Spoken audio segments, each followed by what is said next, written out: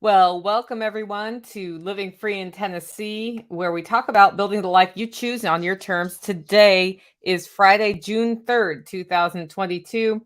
This is episode 578 of Living Free in Tennessee, and I decided why not have a little bit more interaction with my live audience? I mean, we usually stay on afterwards and have a Q&A afterwards. So today we're going to approach the Homestead update for June 3rd a little bit differently than in the past. I'm going to go through the notes of what has happened in the last week, and a lot has happened. I would love it if you want me to, if you have a question for me or for Tactical or about anything here, throw it in all caps in the comments, and we're going to do a Q&A sort of after the main show that goes out on the podcast. The Q&A will not be in the audio podcast, but I wanted to just start answering more questions about what it's like the Homestead, Holler Neighbor issues. I mean, pretty much anything. If you want to ask me about how to build a website, I don't know if I can answer, but you can totally ask me that question. Just put the first couple of letters in the comments in all caps, and that will really help. Guys who just joined the live stream, I know I promoted it via links this morning. If you don't mind just sharing on social that we're live, it's a little reminder for people who don't have the like and the bell notification with select all turned on for YouTube. I'm also streaming today on Float and on whatever it's called, Odyssey. So I'm going to try to monitor the Float live stream. Let me see if I can get that up. So today, here's what we're going to talk about. We're going to talk about some sad things. We had kind of a sad week here. We had a good week, but a sad week here. And I'm going to share exactly what happened, even though something happened last night that was a pretty big deal for us, that I was like, I think I need to process this before I share it with people. And then I thought, you know what? Let's share it so they know like what we're feeling on the homestead when these things happen. I'm going to talk about clearing land with sheep. We've got incoming ducks this weekend, thanks to a couple of listeners, making unusable land usable, and just, the usual update about what's going on the homestead. See if we manage to get Float up. Nope. Float. Come on, man. Every time I try to use Float, it like glitches out. I'm really sad about this because I want it to be so good, and it's not good to me for some reason. It's like it hates me. Anyway, okay. So before we dive into the main content, I do want to say, if you want to get a question in for this show or for other shows, you can do that via email or comment. Email Nicole Sauce. I'm sorry, not Nicole Sauce. Nicole at livingfreeintennessee.com. That's NICOLE at livingfreeintennessee.com, or go to Living Free in Tennessee and click on contact and fill it out. So that's okay. I'm not going to turn it off. Cool. I just in. The Self-Reliance Festival is one ticket away from sold out, but I'm going to let us oversell a little bit. I just told her that. So Mama Sauce is in town, and she just handed me that note. One ticket left. Just saying. So John keeps saying we're going to have 650 people, and he's right, apparently, because we're going to go over a little bit, because some of you are only coming in for one day. Good morning, Aaron from Two Chicks Homestead. Okay, so that's what's going on in this show today. I'm going to jump into our first segment after telling you how to contact me. Again, those on the live stream, if you have questions about anything, if it's like how to can tomatoes, just put it in all caps. I'll star it. We'll get it after the session in the Q&A session. Tactical Redneck is going to join me today for the Q&A part. And I don't know if Jenny's jumping in or not, but I told her like every Friday after we're done recording the podcast, we're just doing it's basically a Holler Neighbor live stream where you can ask us anything. So our first segment is all about forage. This is where we talk about what we're getting from the land. And I have meshed wild forage with what's growing. And at this time of year, a lot of stuff is starting to grow. So the first thing is our wheat is ready to harvest. Last winter, we let the pigs go out and root around and eat. And they like cleared out a whole paddock for us. We overseeded that with buckwheat and some other stuff. And it grew really tall. People who were here at the workshop saw that it was really tall, and it put on heads, and now we have grain. So what we're going to do is take ricing knives out there and just sort of chop the top off. And then we were going to let the sheep graze that area, but we're not right now for reasons that I will discuss later. And then we're going to put the wheat aside to dry out. We are not going to thresh it. If we reseed with it, I think we might thresh it, but we're going to feed that to chickens and ducks. Well, chicken. There's only one chicken left. It was a sad week on the homestead, but she was really old. So we're going to do that. And then we may reseed with that. We may just chop and drop some of it and just let come what may happen. We do have a backhoe coming today. So we're going to smooth out that tier because it was those who were here and saw it. It's a little bit bumpy right now. So that's the deal there. I have been walking around the entire homestead with Tactical, pointing out to him wild herbal edible plants that we do not want to go extinct here. So I have some flowers that come up that are fairly rare, and they are, like this area is where they are only growing, like only in our county, a couple of them. And so I don't want the sheep to graze that. So we're looking at like where the sheep might graze, and then where they might not graze. And what's going to end up is we're going to have some really cool, like little islands of wild herbal edible plants, or just pretty ones, that sort of thing. So that's been going on. We are also in a place where our daylilies are starting to bloom. They're a little late this year. So other daylilies have already bloomed. The ones I have on my hillside garden that got like completely messed up because we reshaped the hillside, and then we found these bulbs and we're like, oh, we'll put those there. They're finally blooming, and daylilies, and they're the edible kind. Daylilies make a salad look really beautiful. In fact, I'll probably put a picture up tonight of a salad with a daylily on top of it. And they're tasty. They taste like radishes. They taste like radish greens. They taste like nasturtium. And that'll be cool. In fact, speaking of that, Jenny just dropped off a whole bunch of nasturtium that are going wild at her house that I'm going to transplant into my moonshine plot. So that's coming on as well. Our cover crops are about a foot tall right now. And so we have kale, we have arugula, we have broccoli greens, we have all sorts of stuff that turned into a cover crop in the upper garden. And I've been trimming out around where things have germinated, like squash or green beans, to give them light and room to grow. And then I've been cutting that up and sauteing that into what I call the cover crop saute.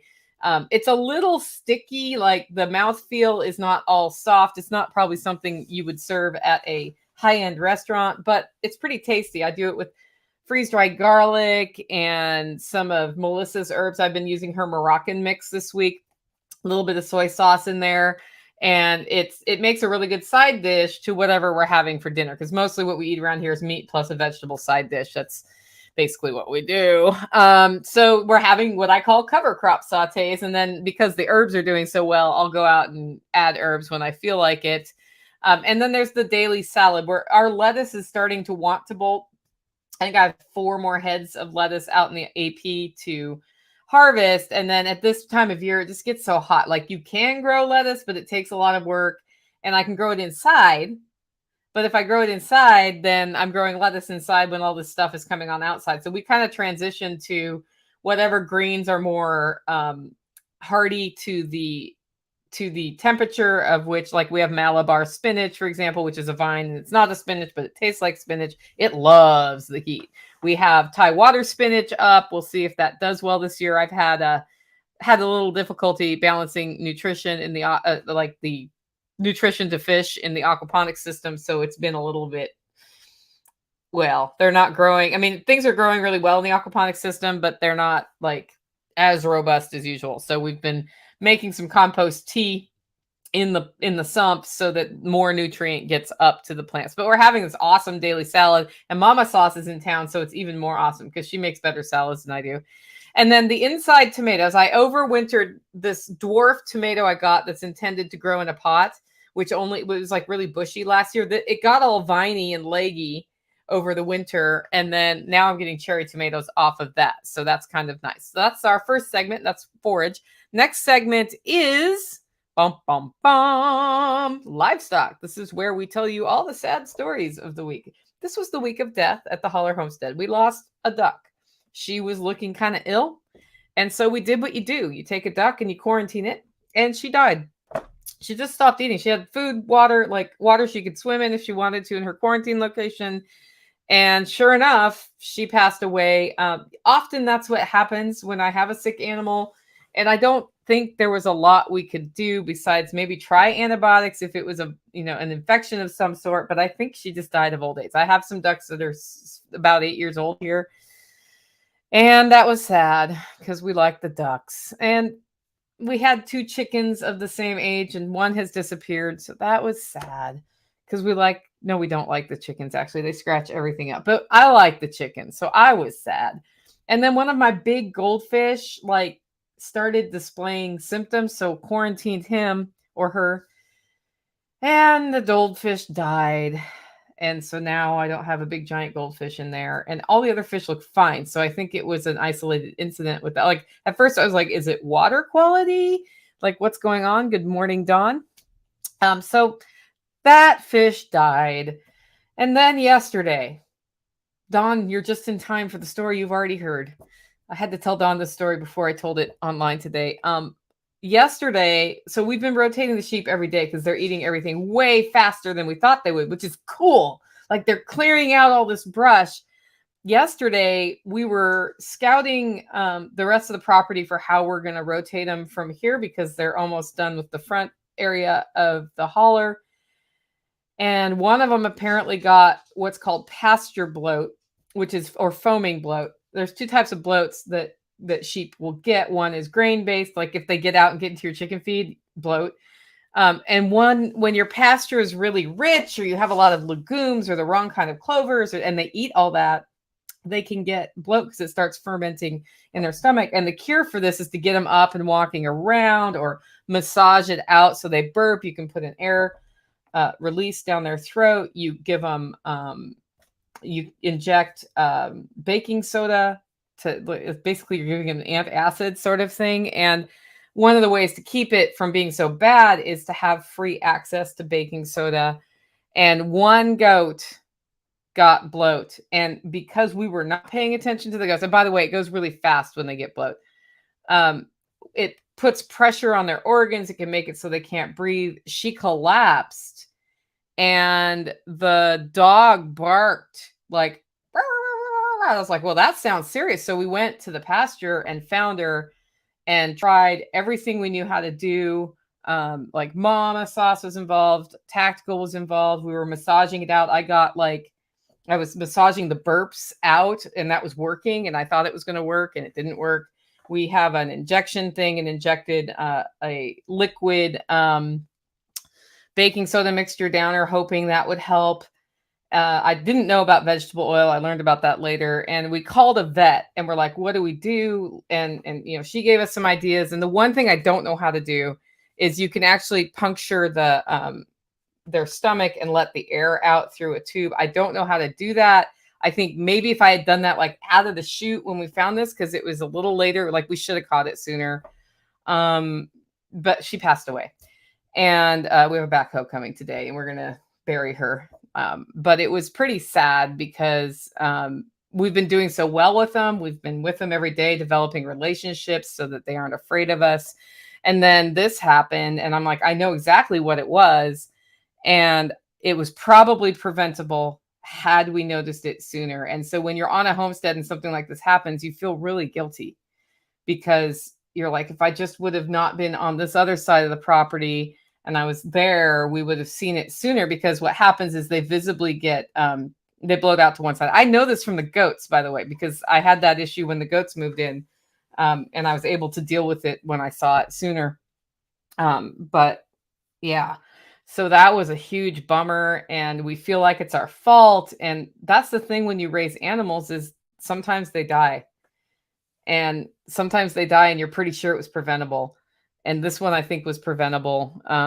And so we're just kind of dealing with that. I almost didn't share this story today because I was like, I need to emotionally process this. But at the same time, like last night, every few hours, one of us was getting up and going down and counting heads and looking at bellies to make sure there was no other bloat. Because if one sheep gets bloat, then like there are 11 other sheep that could get bloat and all of them were fine. I don't know why this one was the one. I don't know what it got into.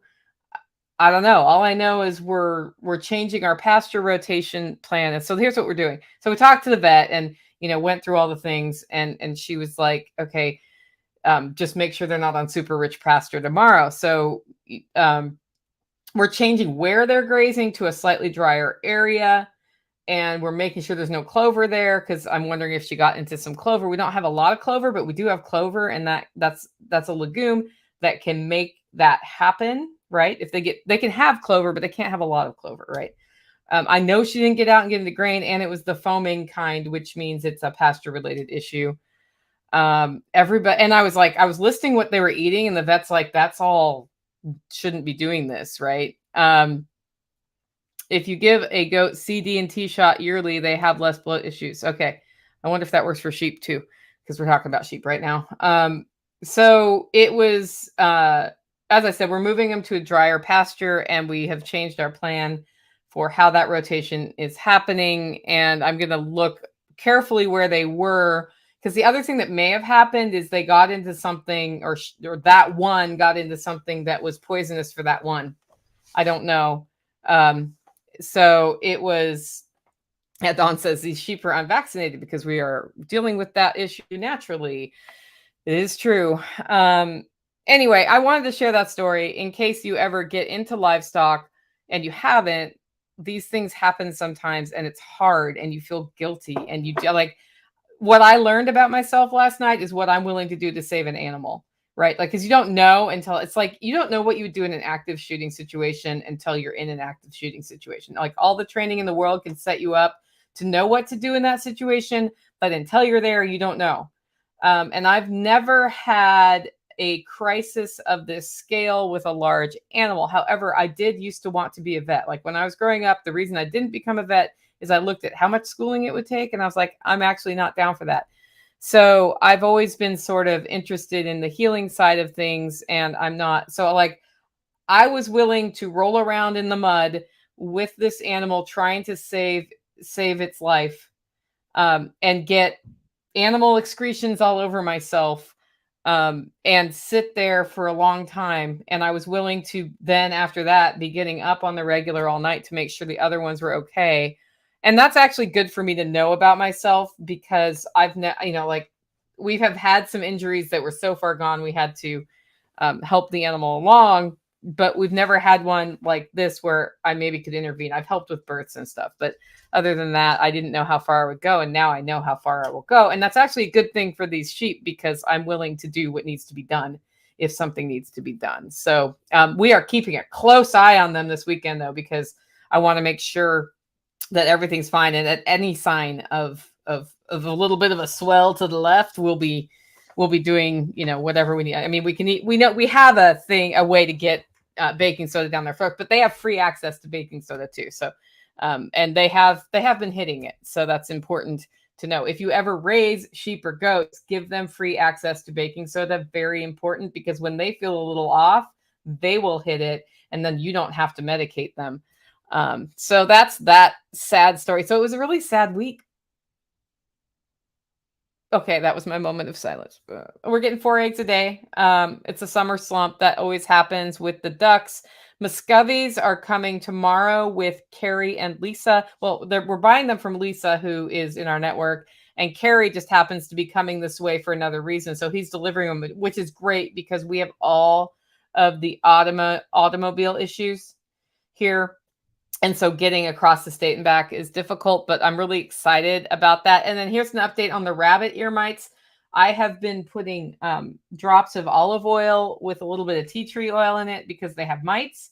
That's been working really well, like visibly less distress. I'm going to be doing that for about a month. We are doing it every other day now. We did it every day for a week, and now we're doing it every other day, and we will continue that until 30 days are done. And then, as long as there's no scabbiness or gook in their ears, we'll stop. If there's still stuff in there, we will keep doing it until it's done. The other thing we need to do is pressure wash their cages. So we need to take them out, pressure wash the area with bleach, just in case, just to make sure other mites are not there. I may dust it with some diatomaceous earth after that, because that can't hurt, right? It's not going to hurt the rabbit, and if it kills the insects, then or the mites, we're happy, right?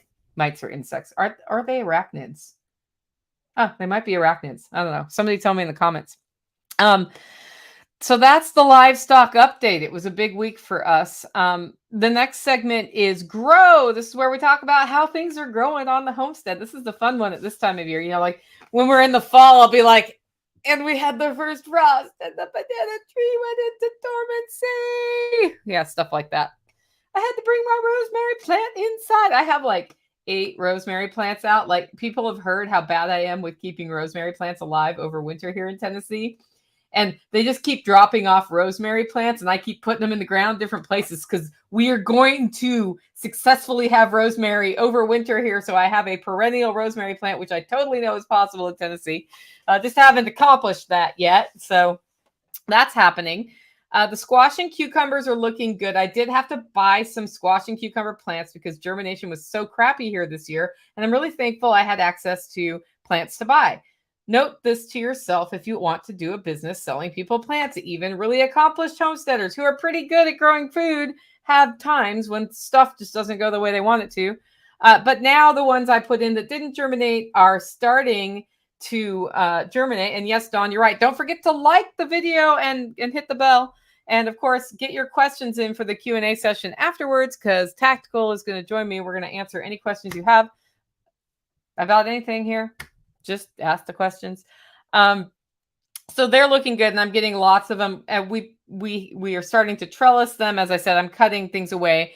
The green beans, round 2 of green beans germinated. Round 2.5 has not. So I had a whole packet in, and I had like 4 feet left where I could put them in this row because I'm doing bush beans in a row with stuff on each side. And that last 4 feet has not germinated. I don't know why. It might just be more bad seeds. It's a brand new packet of seeds. I went to the store and bought the seeds because there were 4 feet left, right? You know, Tactical or Mama Sauce, if you're listening to this, my coffee is looking really empty. I'm just saying I could use a bailout here.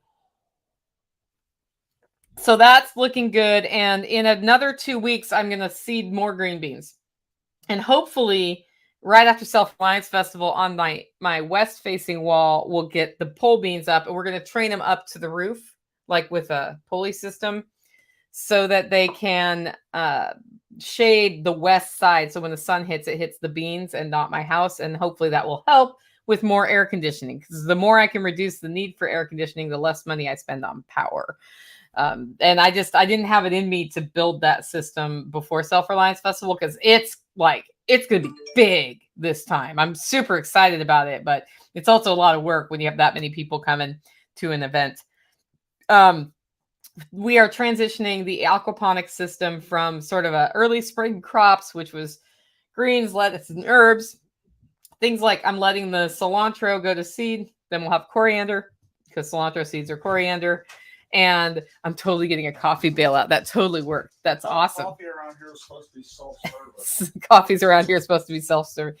Jenny says, I have a huge rosemary that will need to transplant probably when I poop and chip the garden. I'm leaving it bare until the soil is more nutrient rich. Okay, so we're going to get another rosemary plant over here from next door. Sweet. Anyway, we're transitioning to summer crops. I've got tomatoes, peppers, eggplant in there. And then after that, I'll do another round of fall plants, which will be more like broccoli and lettuce again. The cool thing is, though, so those of you who have listened to my podcast for 6 years now, yes, that's right, we've been around for 6 years, you know something about me. You know that when I grow broccoli and cauliflower and cabbage, I have a terrible time with it. I get the greens, but I don't get big cabbage heads. I get worm infestations. I get pest infestations. This year, for the first time since moving to Oregon, and let me tell you, it's been 15 years, I got my first cauliflower. That's right. I keep planting cauliflower, and it keeps not getting to the point where you get the cauliflower. I got a cauliflower that is the size of half my fist. Homesteaders are stubborn people. I'm just going to put that out there. And if you're somebody who's like, I'm not going to start this because I might kill a plant, like, holy cow, man, how many cauliflower plants have I tried with until I finally got one cauliflower? We planted 6. I got 1. So I'm super proud of myself. I think rabbit poop was the thing that made the difference. And I sliced that baby up into tiny little pieces and sauteed it last night. Yeah, that was super exciting. Tomato wall is about halfway up my windows, and we've got our first blooms on those plants. So that means about 45 days till I have actual tomatoes. I'm behind this year. And I think next year I'm going to have a system inside that lets them get a little bigger before I take them outside. The reason they are the size they are is with all the late frosts, I put them out about 3 weeks later than usual. And so I'm 3 weeks behind on getting tomatoes and all of that. And it is what it is, right?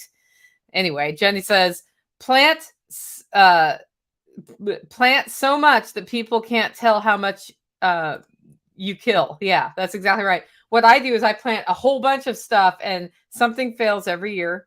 It's either a pest infestation that gets them, or a disease, or the rain wasn't right, or it got hot too fast, or it didn't get hot fast enough. All of those things make it happen. And thank you for the coffee, Tactical. So that means that if I just plant a big variety, I get food every year. And that has been my philosophy the whole time since I moved here. And it's worked well for me. And usually when I have a failure, other farmers are having the failure of that issue. Okay. The next thing is that the dill, I'm looking at it out my window right now. I have a big dill bush. I'm terrible at growing. I usually get this like one spindly dill that I'm carefully cutting the seed heads off for making pickles. I've got a really bushy dill this year. I started it inside in February. And I started I started 18 of them. I have 2 really good ones that are making big bushy dill plants. And that's exciting to me because I love dill. Yeah, it's a big dill. And that means that I'm going to not have to buy as much dill from my dill friend, but she's bringing me a big bouquet of dill on Saturday because my dream is to get the thing going here on the hillside garden that I've always wanted, which is a dill patch. What a dill patch is a big bushy dill plant that goes to seed, and you let them fall, and then magically next year they come back. Yeah. And the look on my face is like, that's never happened in 15 years. I always have to start them from seed. I collect the seeds and start them inside. And I'll do that this year, but I'm going to let this one go to seed on the hillside garden. And it's going to do what it does. But the herbs are cranking. It is time to collect them, freeze them, and then freeze dry them. And the way I manage that, for those of you who have freeze dryers, is I freeze them in packets that can fit on the trays, like approximately. And then as I have time in the freeze dryer and as it's cool enough to run the freeze dryer, because mine is outside. So if it's 90 degrees outside, the freeze dryer basically hates me. So for the next 2-3 months, it's intermittent freeze drying. And when I'm not catching up on milk, which I try to process as quickly as possible, I do the herbs, and then I end up finishing them through the winter because once they're frozen, they're static. And then I can freeze dry them. What I have discovered as a result of having a freeze dryer is that freeze-dried herbs are better than any other kind of herb for cooking. I love how they like wick up the moisture of whatever you're cooking. They have a really strong herbal flavor. And that is something that I end up having a lot of, for that reason alone, in my culinary experience with the freeze dryer, it's worth it, even though like I'm totally preserving all my milk for the winter, and it's a great way to preserve eggs. And I've been making travel meals, which are really good. In fact, the other day I did not want to cook and there was leftovers in the fridge, and I just put out this and that night, right? And I was like, well, there's not a lot of protein. So I took one of my travel meals that hadn't quite freeze dried all the way, and I had it in the fridge so it didn't grow mold or something. And I rehydrated that, and it was a stew. And it like totally rounded out the meal. So I like boiled water and went, and it was good to go. And that's kind of nice because then on the road, I don't necessarily have to have a bunch of stuff in a cooler, which makes my life easier. That because my cooler always takes up so much room on the road. Now I don't need that. Now I need a little cooler with my half and half. And that's only because if I bring fresh half and half, if I bring the shelf stable half and half, then I need a smaller cooler for after I open that. Aaron says, I'm so excited to do fresh garden produce and herbs. Yeah, I'm going to try beet greens. I've never done greens and reconstituted them, and I want to see how that, if it's like smoothie only because they lose all their structure, or if I can use them as like sautés in the winter, which would be kind of nice because in the winter I get a little sick of the same canned vegetables over and over. Like by this time in the spring, I'm like, yes, we got a pepper. We're going to eat the pepper because I've had green beans out of a jar for like 4 months. Yeah, that's the way that is. This is a great life, guys. I love it. Squash are popping up from gorilla planted places. So we have squash in the garden. We have squash in the aquaponics system. Apparently, the tactical redneck ran around the holler putting squash seeds out, and they are germinating. So that's kind of cool, huh? That's a fun thing. And then I did a video yesterday, the weeding video. I wonder if I can share a video here. Maybe I'll do that next time. I'll upload the video file. But yes, I've been spending half an hour in the garden just about every day weeding. And that's about half of one, because I have beds that are rows. That's about half of a row. I have 4 big rows with stuff in them right now. And so we don't quite get through all 4 rows every week.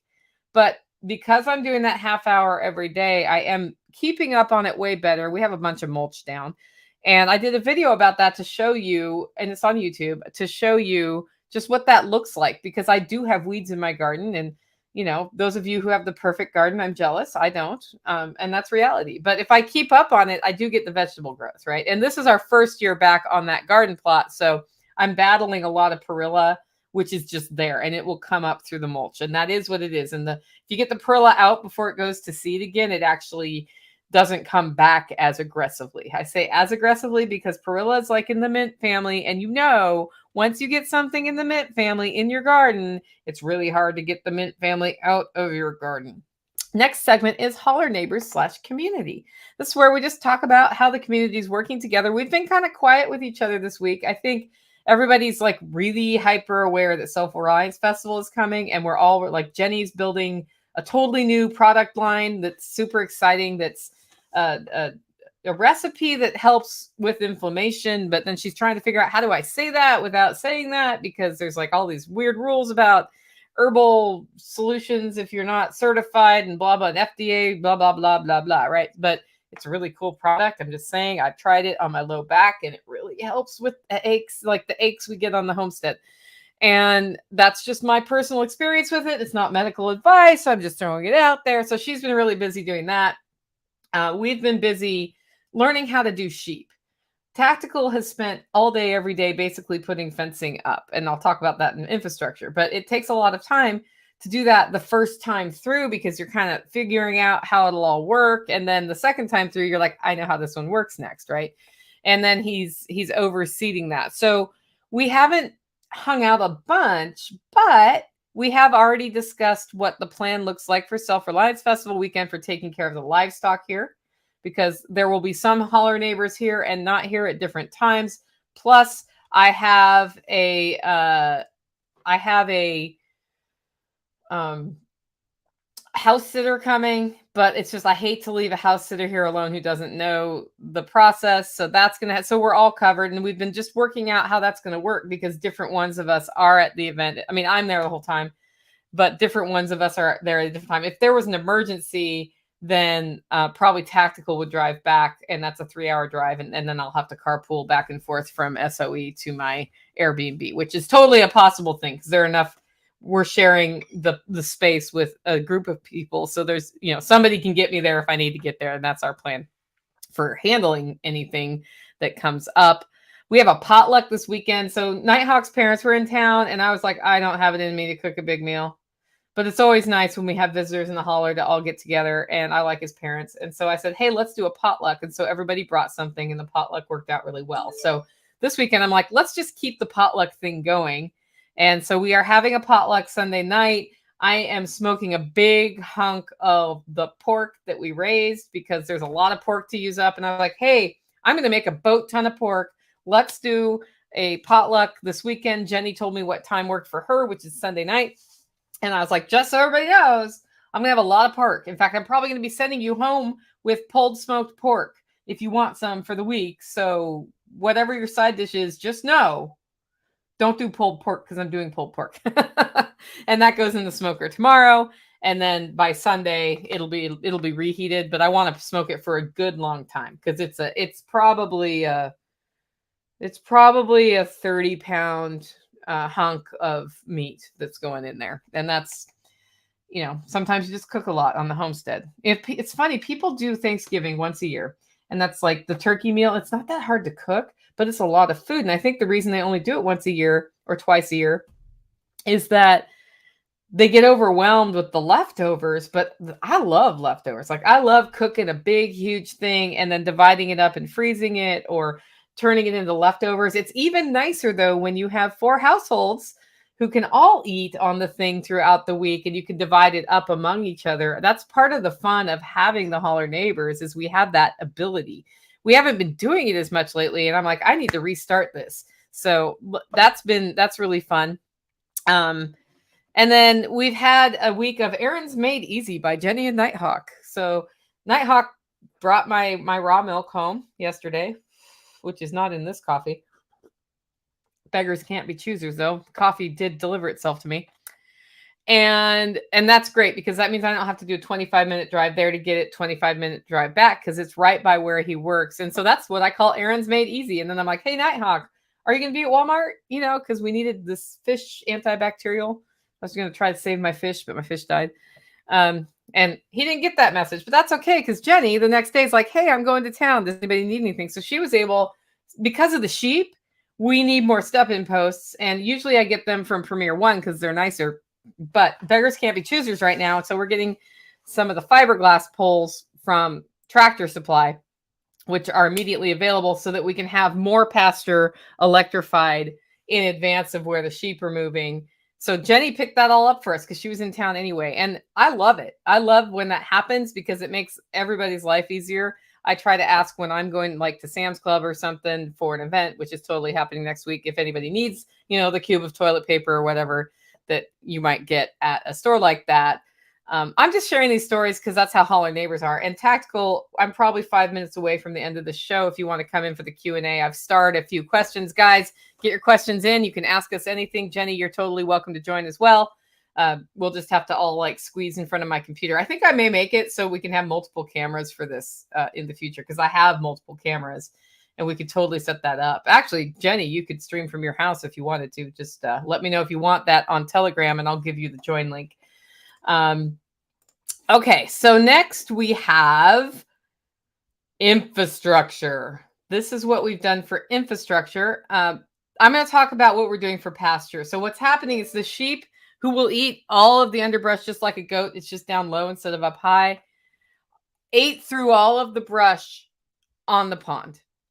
And then we're going back, or Tactical's going back over and putting annual rye, fescue, and timothy grass to grow up there to reseed the pasture so that we have really good forage for sheep so they can keep rotating through. And then we're building soil because it's a really rocky area. And the way he's doing it, because it's pretty expensive, is that Jenny says next time I'm digging there, is that he's kind of thinly seeding it. He's going to let it go to seed and then let the seed reseed itself. So we're going to see how that goes by chop and dropping. So we'll let you know how that goes. We've got the trellises up in the sunshine plot. Tactical, I can give you the link, but I don't know if you can be online when I can, but check Telegram. Tactical is going to try to port in from his place apparently, but we share an internet connection. So the trellises are up in sunshine plot, which are cattle panels. I have one thing left to do with some paracable, and that's going well. And we got it in before the stuff got tall, because what I do is I wait till the last minute and stuff is like 3 feet tall, and then you have to be really careful.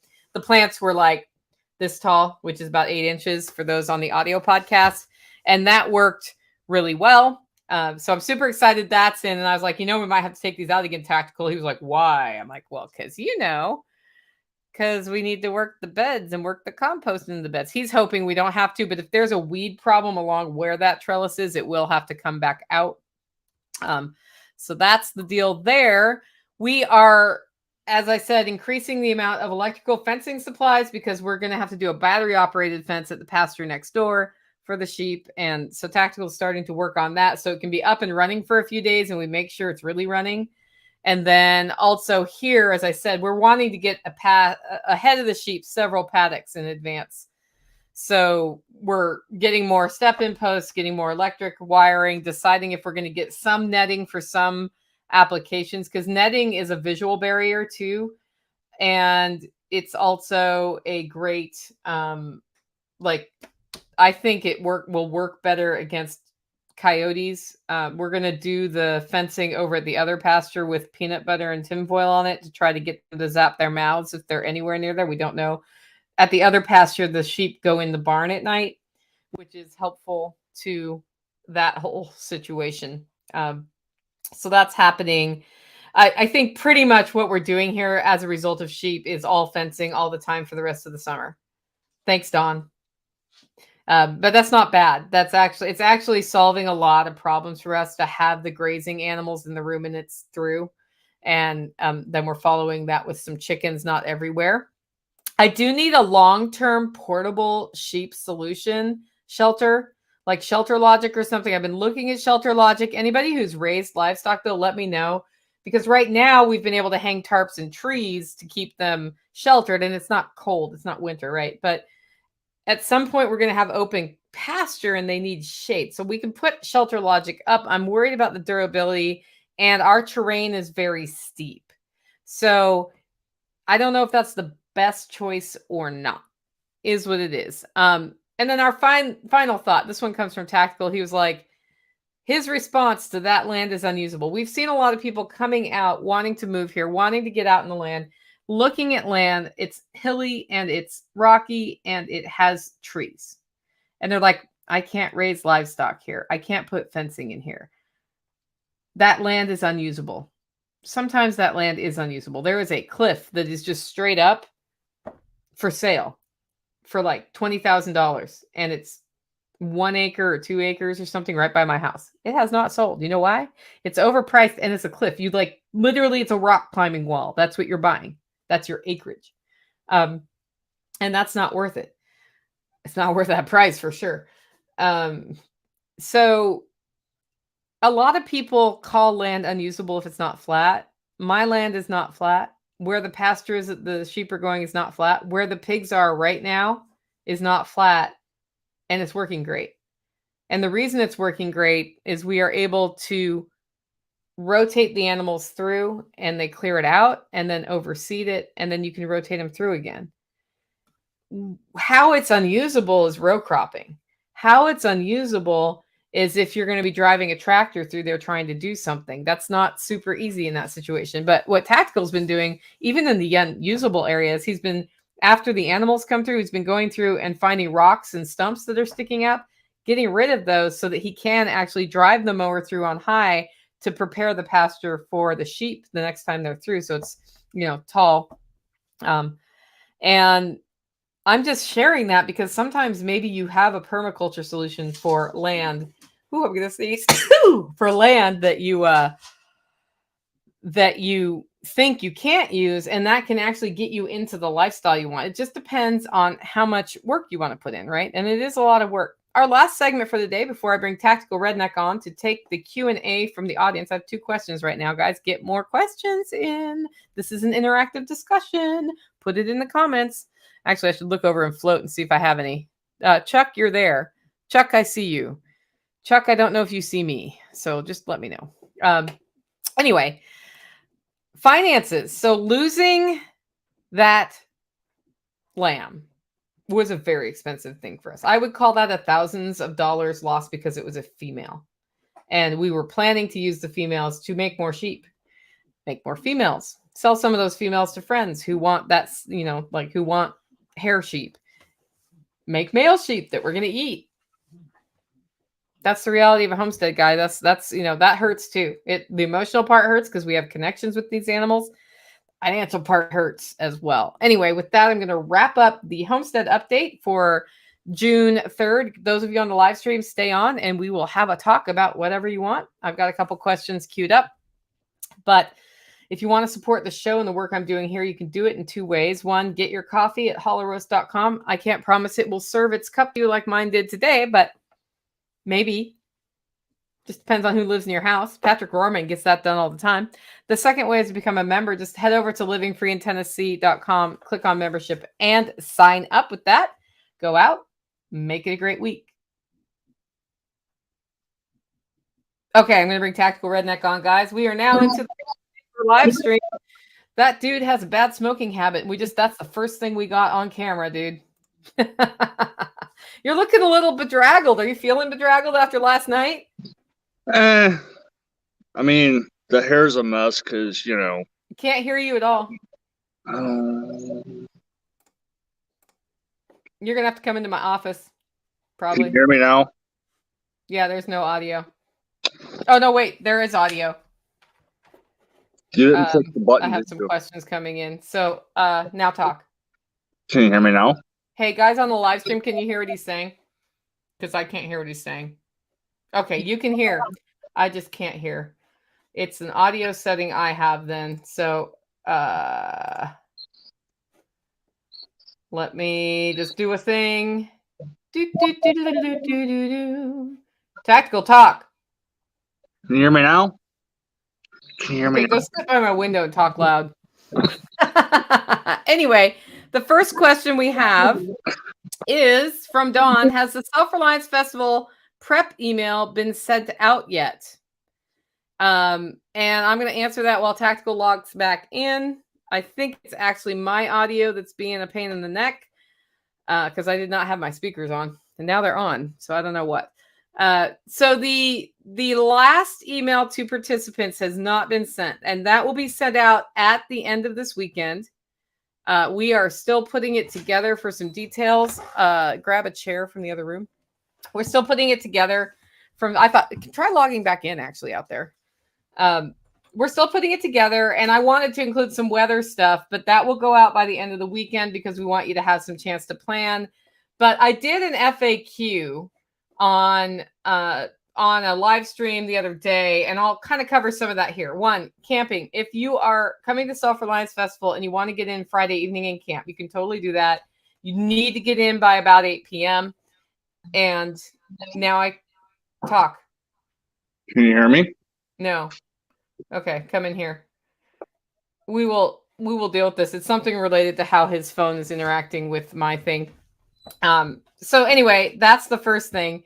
And then if you're coming to the pork processing workshop on Friday, you can arrive Thursday night. You need to get in by 7 p.m. Thursday night if you're camping, though. So if that's not possible for you, just find something local nearby. There's all sorts of camping around there for that one night. And then we will totally hook you up with that. So that's that question. Next question we got. If you have other Self-Reliance Festival, like specific FAQ sorts of things, just let me know. I have another question. Question from Telegram. Are there any dog-friendly meetups in the lineup this year? I do not do dog-friendly meetups. I'm sorry, but I don't have the capacity to handle dogs on my property. John Willis doesn't have the capacity to handle dogs on his property. And the primary problem is not your dog. It's my dog. My dog's, actually his dog, is very protective. And we don't want to risk having an attack situation. And especially when there's a bunch of people around, there's a problem with dogs feeling stress. And it's more likely that there would be a dog fight. And then if my dog is hurt or your dog is hurt, that's not good. John Willis's protection dogs are trained to eliminate threats. Your dog is a threat. That's why that happens. And I would tell you this, even if I had a dog-friendly venue for an event of, say, 500 people, I still don't want your dog there because I don't know whose dog does what. And that's my liability. You can sue me if there's a problem. That's why we have the problem with the dog-friendly events. I would say if you want a dog-friendly event, though, your best bet is to make your own. Make your own dog-friendly event and just figure out how that'll work. Look at the event insurance for that. The price for a dog-friendly event is way higher. TSL Homestead wants to know, did you only have one female sheep? No, there were 4. Now there are 3. And we are like completely fussing over the sheep at this point. How many times have you looked at them this morning and looked at their guts? A lot. A lot. Like, I was up a couple times last night. I was up at 5 in the morning when the light started coming. I was counting heads. I was looking at everybody. One of them wasn't moving. I walked up. I'm like, no. And then he lifted up his head and was like, what? I was asleep. So we are just all over them right now. And thanks, Dawn, for handling that on Telegram. Question about firing up the freeze dryer for the first time. Does the bread run have to be bread? How much bread? I'm gluten-free, and gluten-free bread is expensive. I used about, I used most of a loaf of normal, like, Wonder Bread is what it took for me to do that. And the reason that you're doing that run is that it's absorbing any weird factory things, smells that come with it. And so if you don't do that, you will end up getting those smells in whatever you freeze dry first. And bread's really absorbent. That's why they do that. The freeze drying of bread cycle takes about 8 hours. That's how long it took mine. And I did 2 or 3 because I am a super taster, which means I also smell. It's part of why I think that's actually more about the nose than the tongue. And I really could smell the freeze dryer smell for 5 or 6 loads. And it's not like unbearable. It's just like, that tastes weird. So I just kept redoing the bread cycle. If you're gluten-free, think of anything that's absorbent like that, right? Like gluten-free bread, I know is expensive. Although at Aldi, they have some cheaper gluten-free bread. So you might like shop around and look for the cheapest gluten-free bread. But I mean, I'm pretty sure I can get a loaf at Aldi for around $5. And that's not bad. You probably only need to do 1 load. That's probably enough to do it. I guess you could cook some rice and freeze dry the cooked rice. I would put parchment paper under that. That'll probably absorb some of those smells. Really what you're looking at is anything cheap that will absorb the smells. So my other idea for that is rice. So that's a good question. I don't think anybody's ever asked me that question. And then they have advice not putting gluten in the freeze dryer if you have to be gluten-free. Yeah, exactly. So I did a load of peanuts once, and Nighthawk is allergic to peanuts. And I ended up not only changing the oil, but changing the pump so that he can have freeze-dried food to thoroughly clean it, because like 1 particle can put him into anaphylaxis. So that is something to be aware of. If you have a freeze dryer and you have severe allergies, it actually is better not to do the thing. I need to pull apart that other pump and like completely clean the outside of it. And I'm never doing anything with peanuts or nuts of any kind again in my freeze dryer, because that was a huge pain in the neck. And I was really lucky that I happened to have an extra pump that I could just switch out after cleaning the unit itself. Okay, this next question comes from Jay. Is the Self-Reliance Festival in person only, or can we buy tickets to attend virtually? Jay, I love this question. The reason I love this question is that John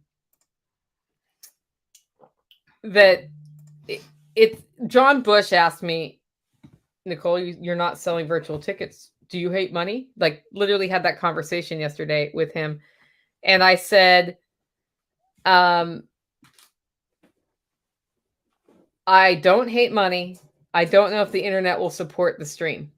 And so this time at Self-Reliance Festival, what's going to happen, you need to follow my YouTube channel. That's Living Free in Tennessee on YouTube. I'm going to live stream, if I can, from the event. Nighthawk has agreed to let me use his Starlink. I'm going to double check that with him before I go out there. Otherwise, we're dependent on the crappy local internet that's there, and the ability for that to work outside the building, which is not such a good ability, or cell network. And based on that experience, if we are able to legitimately live stream from the event in October, we will be selling live stream tickets to the event for people to see stuff live streamed. What I did not want to do was sell tickets and then have a huge streaming failure. I mean, it can happen anytime you live stream that happens. Like earlier this week on my live stream, I actually could only hear every other word that Xavier Hawk and John Willis were saying, because my internet here suddenly went through a thing. I don't know what it was. And so that was a bummer, but I was really glad I hadn't also promised a live stream from here for something when that happened. So I'm prepared to try it. You will get some free content. It will not be all the content. If we find out it works, then by the October 1 and 2 Self-Reliance Festival event, we will have online tickets. But Jay, if you want to see some of the presentations, and they're going to be badass, follow and like subscribe and bell on like and when you click bell, choose select all for notifications for Living Free in Tennessee, and that will be your way to know when we are streaming live from the event. And if it fails from the stage, I'll probably do random live streams from in the factory for the fun of it. Okay. They advise, let's see, the freeze dryer groups always have people asking the gluten-free questions. So Erin says she's willing to, Erin, let us know what we find, right? Okay. Oh, I'd buy this. That was, I'd buy, sorry, I highlighted the wrong thing. Question for MeWe. Do we know how sold out the pig processing classes? How many are we expecting? I am almost sold out. Like that one has a hard cap of 45 people.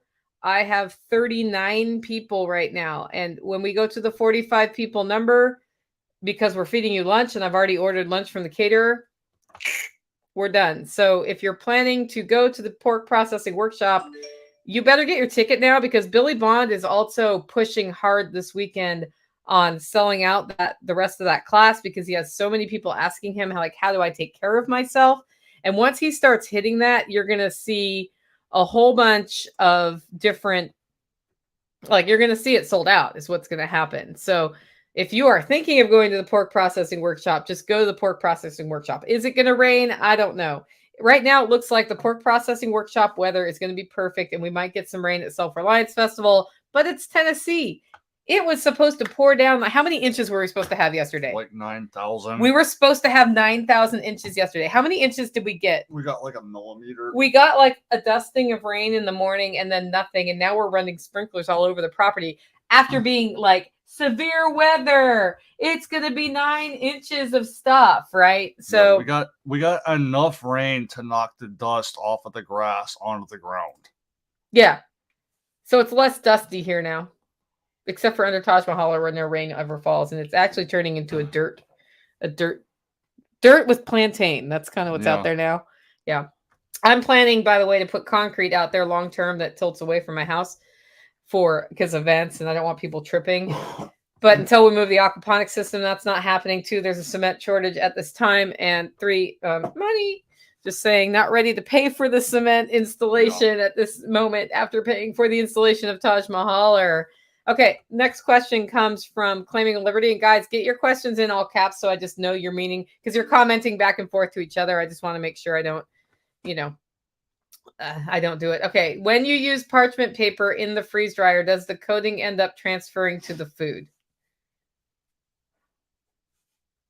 I don't know. I don't care. If you're worried about that, use different paper.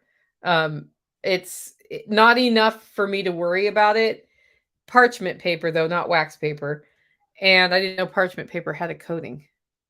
Oh, I never use it. Yeah, I never worried about it. It's just use butcher paper or something if you're worried about it. But what it does is it keeps stuff from sticking to the bottom of the tray in a way that's really helpful. And if I had goopy rice, I would totally want to do that, because while it is possible to clean stuff off the trays, it's a pain in the butt when you have something like rice stuck to your tray. That being said, I don't put a coating down under the milk. The milk comes right out and rinses right off with a sprayer, as long as it's cold water. Don't use hot water to clean milk off stuff. Use cold water to clean milk off stuff, right? Same with eggs. Yeah, same with eggs. Grumpy Acres Farm says, I've never had a problem with it. Guys, this is a two-way conversation. If you want the Q&A to keep going, you got to ask questions in the comments. You know how you do that? You put it in the comments. Tactical, I have a question for you.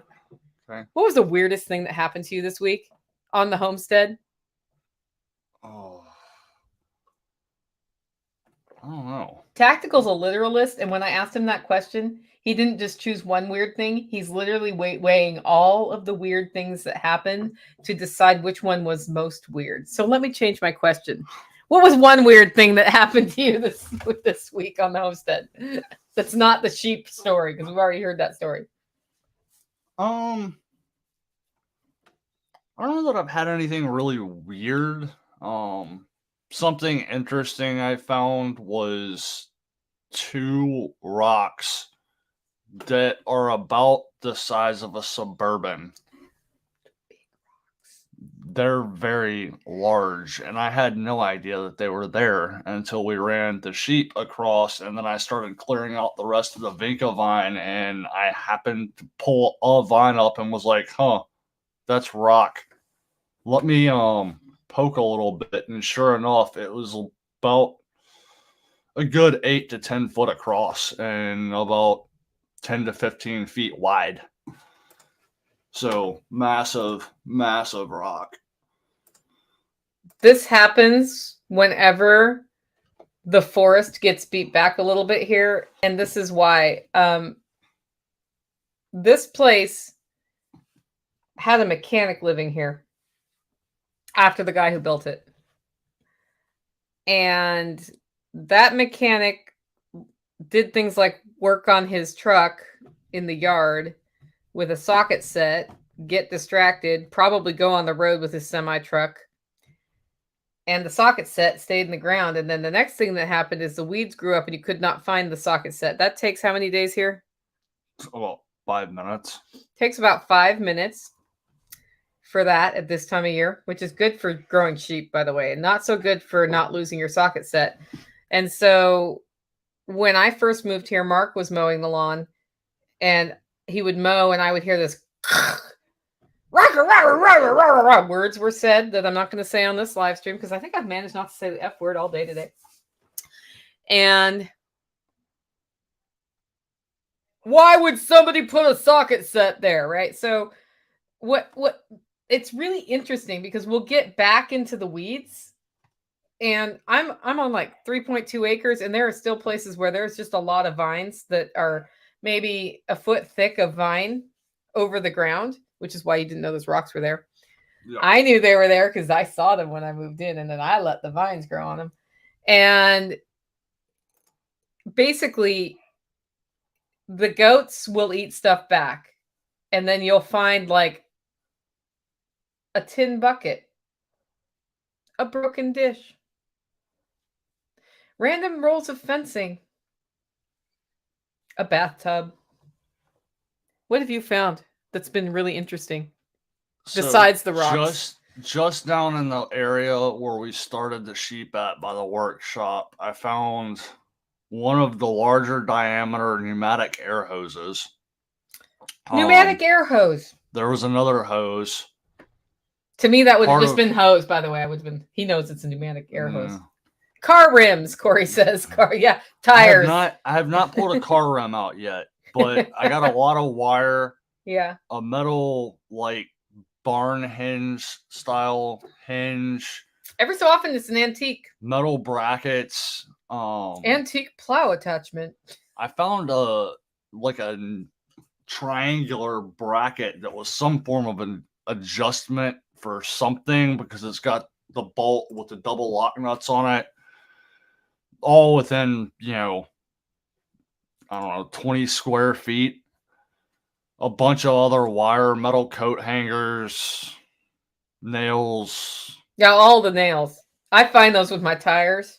That's rebar. Really that's not fun when you find it with your tires. Rebar. Yeah. Broken glass. I've picked up a lot of broken glass off this property, and it's to the point where I can run around barefoot and mostly not cut my feet. I do curse because I hit sharp rocks, but yeah, that's because I'm like really stubborn. As I said, homesteaders are stubborn, and so I want to walk on my property bare feet, and I'm like, ooh, at this time of year until I develop the leather-like coating under my feet.